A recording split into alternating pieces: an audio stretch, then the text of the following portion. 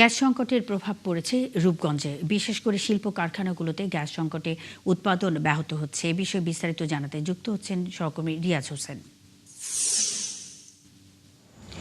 রিয়াজ, সংকট কতটা তীব্র হচ্ছে এবং গ্রাহকদের ভোগান্তির কথা জানাবেন এবং সংকট সমাধান নিয়ে কর্তৃপক্ষ কি বলছে? মুন্নি, সংকটের বিষয়টা আসলে আপনাকে জানিয়ে রাখি যে আমরা গত 15 দিন ধরে কিন্তু রূপগঞ্জে যে গ্যাস সংকট সেটা কিন্তু ব্যাপক আকার ধারণ করছে। যে কারণে কিন্তু আমরা যেটা জানতে পারি, শিল্প থানা কর্তৃপক্ষের সাথে আমরা বরাবরই মতো কথা বলি। তারা আমাদেরকে বলেছে যে তাদের যে গ্যাসের চাহিদা 10 থেকে 15 পিএসআইজি, আর সেখানে তারা পাচ্ছে 2 থেকে 3 পিএসআইজি। সেখানে তাদের অনেকটাই উৎপাদন ব্যাহত হচ্ছে। তারা অনেকটাই মানসিকভাবে ভেঙে পড়েছে। তাদের ব্যবসা বাণিজ্য তারা সামনে সময় করতে পারবে কিনা, শিল্প তারা চালাতে পারবে সেটাও নিয়ে তারা কিন্তু বিপদ অবস্থায় রয়েছে। এর প্রভাব কিন্তু এর পাশাপাশি কিন্তু আমরা সিএনজি ফিলিং স্টেশন গুলোতে আমরা দেখতে পাচ্ছি, এবং সেখানে আপনি এই মুহূর্তে আমি দাঁড়িয়ে আছি রূপগঞ্জের বিসমিল্লাহ ফিলিং স্টেশন। সেখানে কিন্তু আমরা দেখতে পাচ্ছি যে ভোর থেকে কিন্তু একটা দীর্ঘ লাইন, সিএনজি অটোরিকশা, বিভিন্ন যাত্রীবাহী পরিবহন সব বিভিন্ন যানবাহনের কিন্তু দীর্ঘ লাইন।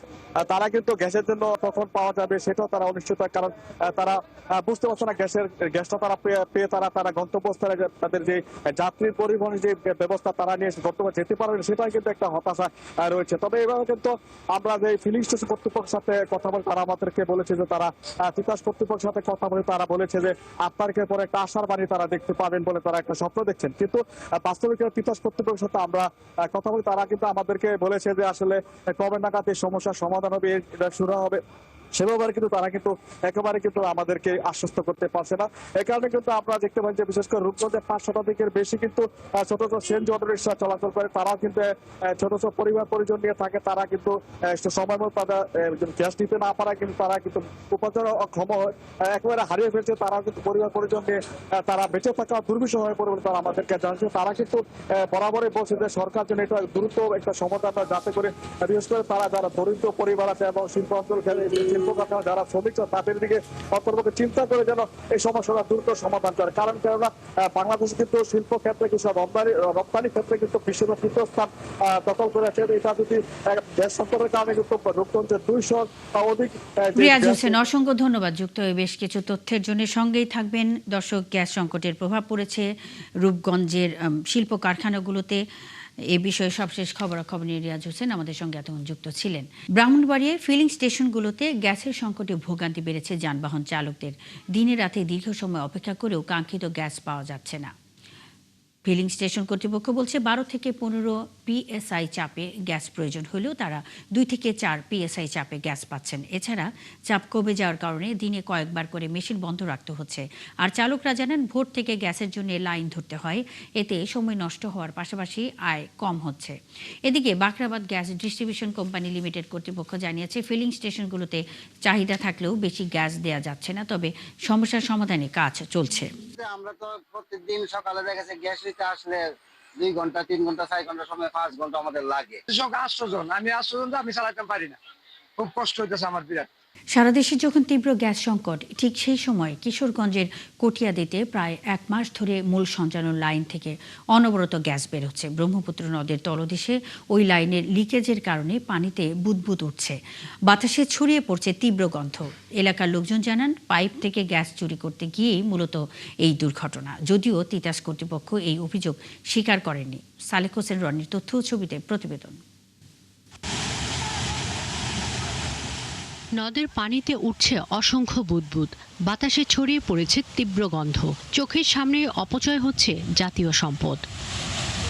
দেশ জুড়ে যখন তীব্র গ্যাস সংকট, কোথাও চুলায় মিলছে না পর্যাপ্ত গ্যাস, সিএনজি স্টেশনে দীর্ঘ লাইন, এমন সময় কিশোরগঞ্জের কটিয়াদী উপজেলার কাজীচর এলাকার ব্রহ্মপুত্র নদের নিচে তিতাস গ্যাসের মূল সঞ্চালন লাইনের লিকেজ দিয়ে অবিরাম বের হচ্ছে গ্যাস।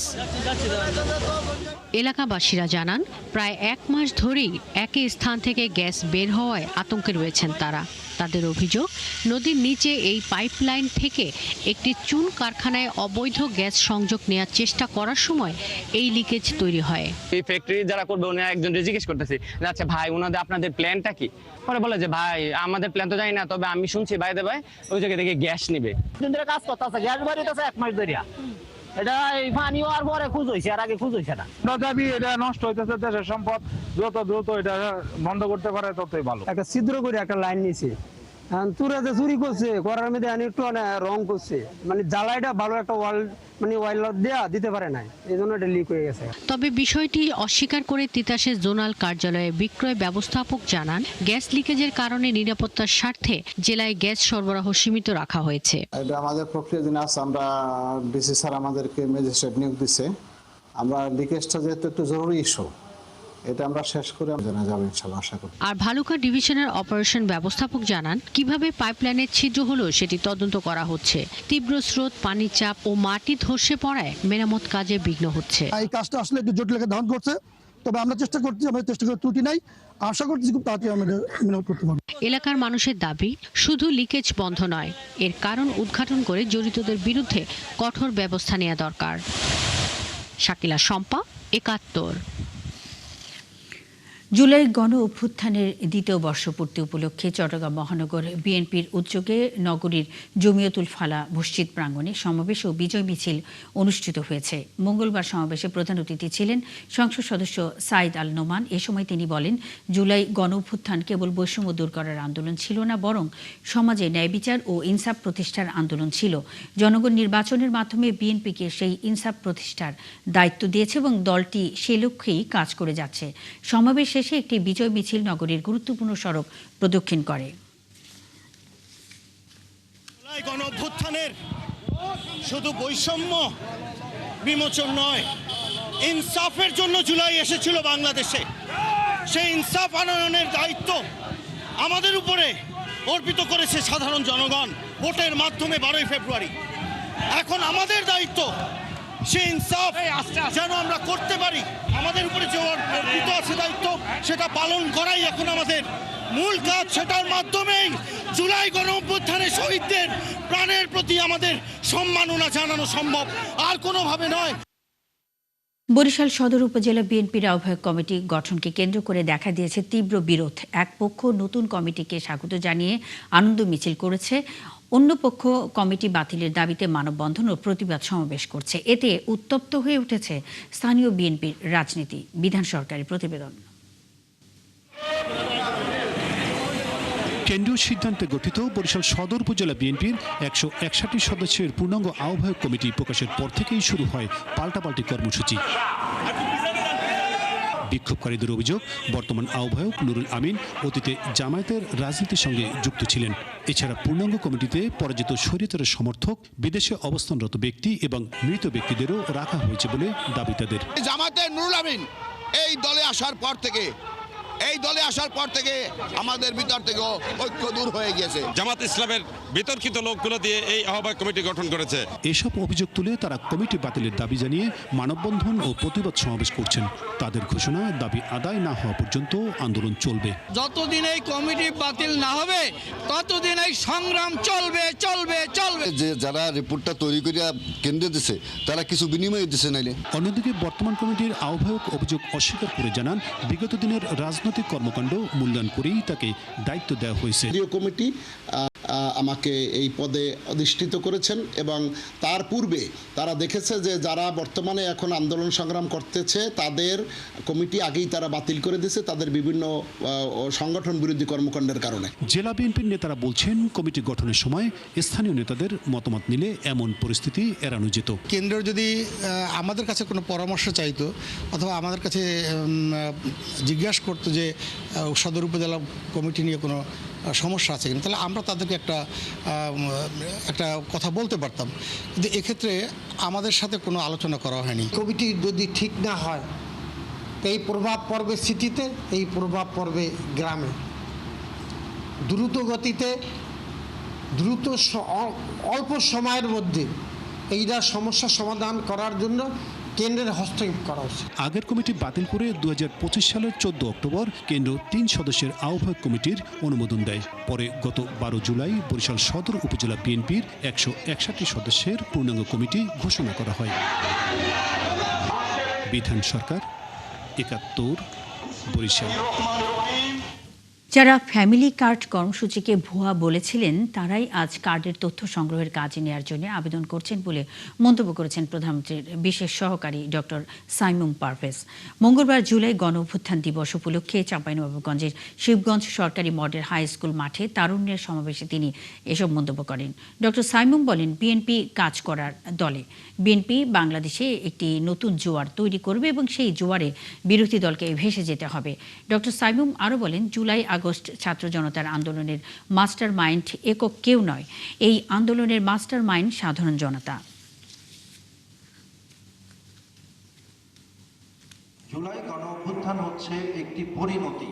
সকল ধরনের মানুষ, রিকশাওয়ালা, সিএনজিওয়ালা, খেটে খাওয়া দিনমজুর, গৃহিণী, ছোট্ট কিশোর কিশোরী, স্কুল কলেজের ছাত্র, সমস্ত মানুষ একসাথে হয়েছে। আমাদের সামনের দিনে যে তারেক রহমান আমাদের নেতা যে রাজনীতির কথা বলছেন, এটি হচ্ছে সাধারণ মানুষের জীবন উন্নয়নের রাজনীতি। ভাঙনের আরো খবর জানাতে ময়মনসিংহ থেকে যুক্ত হচ্ছেন সহকর্মী বাবুল হোসেন। বাবুল, সবশেষ কোন এলাকা ভাঙনের কবলে পড়েছে? ভাঙন রোধে কি ব্যবস্থা নেওয়া হচ্ছে? মুন্নি, সর্বশেষ এই চলতি বর্ষা মৌসুমে সদর উপজেলার প্রতিবেদনটিতে যেমন দেখছিলেন, এসব এলাকার বাইরের ভাগনামারি, ঈশ্বরগঞ্জ, গফরগাঁওয়ের বিভিন্ন এলাকা যেখানে ব্রহ্মপুত্র প্রবাহিত হয়েছে তার দুই পারেই ভাঙন রয়েছে। তো ব্রহ্মপুত্রের যেটি ভাঙন সেটি বর্ষার যখন পানি বাড়ে তখন একবার ভাঙনের কবলে পড়ে এবং যখন আবার পানি কমতে শুরু করে তখনও ভাঙন দেখা দেয়। আমরা প্রতি বৎসরই কিন্তু এই চিত্রটি দেখে আসছি। কেবল এই বর্ষাতেই এই সদর উপজেলার যে চরকুষ্টিয়া এলাকাতে প্রায় অর্ধশত পরিবার বসত ভিটা হারিয়েছেন, ফসলি জমি হারিয়েছেন। তো এই যে প্রতি বছর তারা দাবি করেন, স্থানীয় সংসদ সদস্য যেটি বলছেন যে তিনি একাধিকবার জাতীয় সংসদে মন্ত্রী প্রতিমন্ত্রীর দৃষ্টি আকর্ষণ করেছেন, উত্থাপন করেছেন, কিন্তু সমস্যা যেটি হচ্ছে যে পানি উন্নয়ন বোর্ড তারা প্রকল্পের কথা বলছেন যে একটি স্থানীয়দেরও দাবি যে একটি স্থায়ী সমাধানের জন্য একটি স্থায়ী বাঁধ নির্মাণ করেই কেবল এই সমস্যা থেকে সমাধান করা সম্ভব। কিন্তু পানি উন্নয়ন বোর্ড যে প্রকল্প সেটি কেবল একেবারে প্রাথমিক পর্যায়ে রয়েছে। তারা একটি প্রকল্প তৈরি করছেন, সেটি সরেজমিন পরিদর্শন হবে, কমিটি গঠন হবে, পরবর্তীতে যদি সেটি পাস হয় তখনই কেবল এই সংকটের সমাধান হবে। কিন্তু এরই মধ্যে যদি আমরা যেটি দেখেছি যে যারা অবস্থা সম্পন্ন ছিল, নদী পাড়ে থাকেন, তাদের কেবল বসত ভিটা ফসলি জমি হারিয়ে তারা একেবারে সর্বশান্ত এবং নিঃস্ব হয়েছেন। এমনও অনেক পরিবার পেয়েছে যিনি 100 মণ ধান পেতেন প্রতি মৌসুমে, ধানের মৌসুমে, তিনিও কিন্তু এখন পরের জমিতে থাকেন। অনেকে ঢাকায় চলে গিয়েছেন বা অন্যত্র চলে গিয়েছেন। তারা বলতে পারি যে একটি এবং তাদের কোনো এখন স্থায়ী ঠিকানা নেই, এরকম একটি অমানবিক পরিবেশ এবং তারা দিন যাপন করছেন।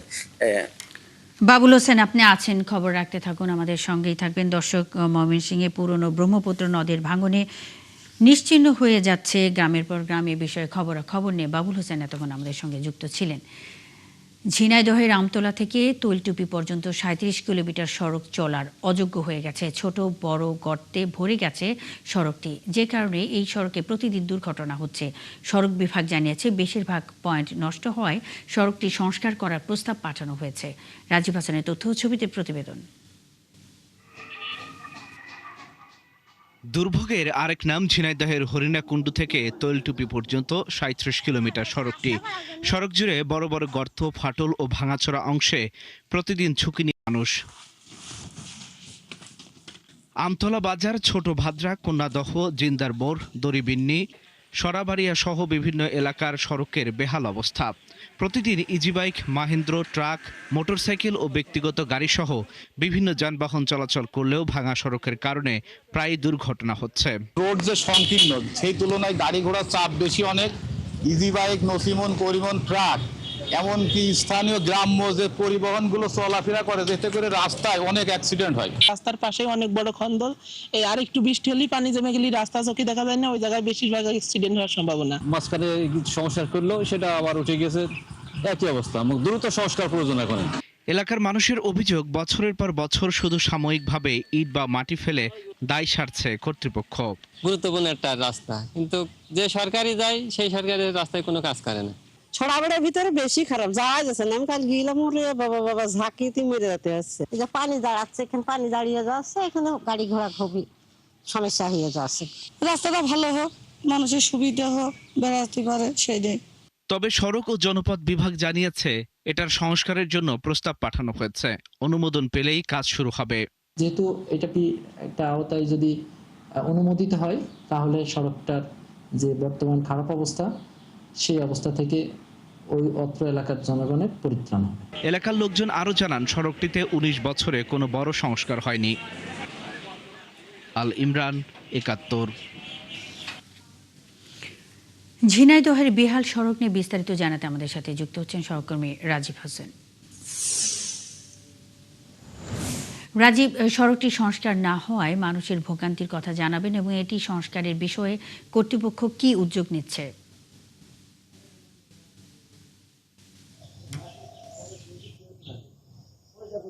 মুন্নি, আমি এখন ঝিনাইদহের আমতলা থেকে তেলটুপি যে ৩৭ কিলোমিটার সড়ক, সেই ৩৭ কিলোমিটার সড়কের জরাজীর্ণ অবস্থা, খানাখন্দ, গর্ত এবং সম্পূর্ণ যান চলাচলের অনুপযোগী হয়ে পড়েছে।